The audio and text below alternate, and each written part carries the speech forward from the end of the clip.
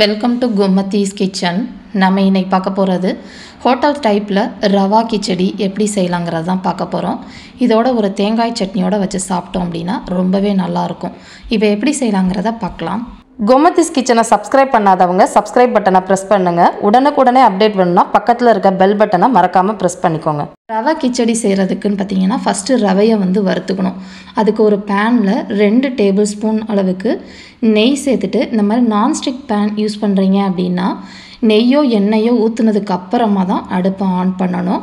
இப்போ நெய் நல்லா உருகுனதுக்கு அப்புறமா நல்லா நைஸாக இருக்கிற பாம்பே ரவைன்னு சொல்லுவாங்க இல்லையா, அந்த ரவை கிச்சடிக்கு ரொம்ப நல்லாயிருக்கும். அது 1 கப் அளவுக்கு எடுத்துருக்கிறேன். வறுக்காத ரவை தான் நான் வாங்கியிருக்கிறேன். இப்போ கடைகள்லாம் பார்த்தீங்க அப்படின்னா வறுத்த ரவையே கிடைக்கிது. பட் அப்படியே அவங்க போட்டிருந்தாலுமே இந்த மாதிரி 1 டேபிள் ஸ்பூன் நெய் ஊற்றி அதை வறுத்துக்கிட்டிங்கன்னா நல்ல ஒரு வாசனையோடு இருக்கும். இப்போ இதை ஒரு மிதமான தீயிலேயே நல்ல ஒரு வாசனை வர அளவுக்கு வறுத்து எடுத்துக்கோங்க. கலர் லைட்டாக சேஞ்ச் ஆனால் போதும், ரொம்ப செவக்க விட்டுறாதீங்க. இப்போ இந்த அளவுக்கு வறுத்ததை ஒரு தட்டில் மாற்றி எடுத்து வச்சுட்டு அதே பேன்லேயே நம்ம கிச்சடி செய்யலாம். அதுக்கு கிச்சடி செய்கிறதுக்கு 2 டேபிள் ஸ்பூன் அளவுக்கு எண்ணெய் சேர்த்துருக்கிறேன். இதில் ஒரு 1/4 டீஸ்பூன் அளவுக்கு கடுகு போட்டு பொரிய விட்டுக்கலாம். கூடவே ஒரு 3/4 டீஸ்பூன் அளவுக்கு கடலைப்பருப்பு, 1/8 டீஸ்பூன் அளவுக்கு பெருங்காயத்தூள், கூடவே ஒரு 1/2 டீஸ்பூன் அளவுக்கு சீரகம். இது எல்லாமே நல்லா பொரிஞ்சு செவந்து வந்துடணும். இந்த அளவுக்கு செவந்ததுக்கு அப்புறமா 1 டீஸ்பூன் அளவுக்கு பொடியாக நறுக்கின இஞ்சியை போட்டுட்டு, கூடவே ஒரு கொத்து கருவேப்பிலையும் நல்லா நிறையவே சேர்த்துக்கோங்க, நல்லா வாசனையாக இருக்கும். இதை கொஞ்ச நேரம் இதிலேயே வதக்கிக்கலாம்.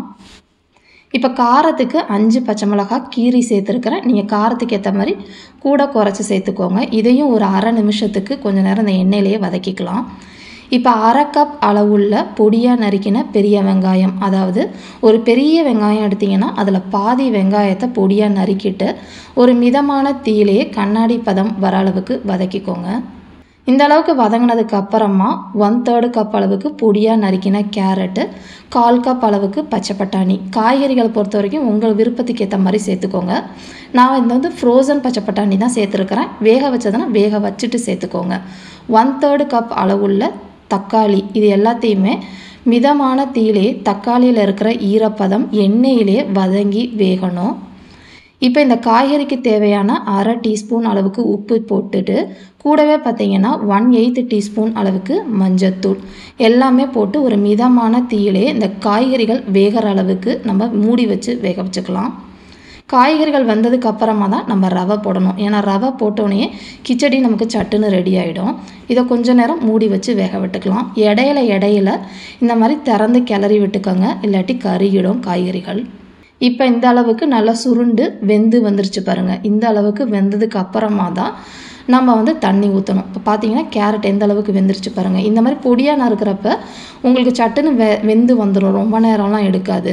இதில் நீங்கள் பீன்ஸு கேப்சிகம் கூட சேர்த்துக்கலாம். இப்போ 1 கப் ரவைக்குன்னு பார்த்தீங்க அப்படின்னா 2.5 கப் அளவுக்கு தண்ணி சேர்த்துக்கணும். நம்ம இப்போ 2.5 கப் தண்ணி ஊற்றுனதுக்கு அப்புறமா தண்ணி கொதிக்கணும். இப்போ 1/2 டீஸ்பூன் அளவுக்கு கிச்சடிக்கு தேவையான உப்பு போட்டுக்கோங்க. போட்டுட்டு கிளறிட்டு இது நல்லா கொதிச்சு வரணும். அதுக்கப்புறமா தான் நம்ம ரவையை போட்டு கிளறணும்.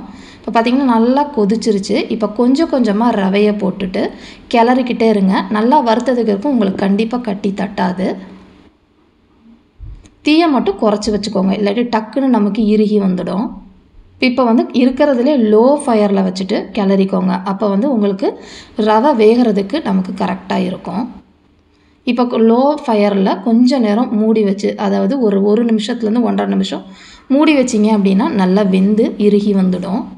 பார்த்திங்கன்னா இந்த அளவுக்கு நல்லா வெந்து வந்துருச்சு. கடைசியாக விருப்பத்துக்கு ஏற்ற மாதிரி நெய் சேர்த்துக்கலாம். நான் ஒரே ஒரு டேபிள் ஸ்பூன் அளவுக்கு நெய் சேர்த்துருக்கிறேன். 1 டேபிள் ஸ்பூன் அளவுக்கு வாசனை இல்லாத எந்த எண்ணெய், நான் கார்ன் ஆயில் சேர்த்துருக்கேன். இந்த மாதிரி சேர்க்குறப்ப உங்களுக்கு ஆறி போனாலுமே கல் மாதிரி இறுகி போயிடாது, நல்லா சாஃப்டாகவே இருக்கும் கிச்சடி. அவ்வளோதான், நம்மளோட சுவையான கிச்சடி ரெடி ஆகிடுச்சு. கடைசியாக கொஞ்சமாக முந்திரி பருப்பை நெய்யில் வறுத்துட்டு இதில் சேர்த்துக்கலாம். பிடிச்சிருந்ததுன்னா சேர்த்துக்கோங்க, இது ஆப்ஷனல் தான். இதே மாதிரி அளவுகளோட இந்த கிச்சடியை நீங்களும் செஞ்சு பாருங்கள். செஞ்சு பார்த்துட்டு எப்படி இருக்குங்கிறத கமெண்ட் பண்ணுங்கள். வீடியோ பிடிச்சிருந்துச்சுன்னா லைக் பண்ணுங்கள், ஷேர் பண்ணுங்கள். மறக்காமல் சேனலை சப்ஸ்கிரைப் பண்ணி வச்சுக்கோங்க. தேங்க்ஸ் ஃபார் வாட்சிங்.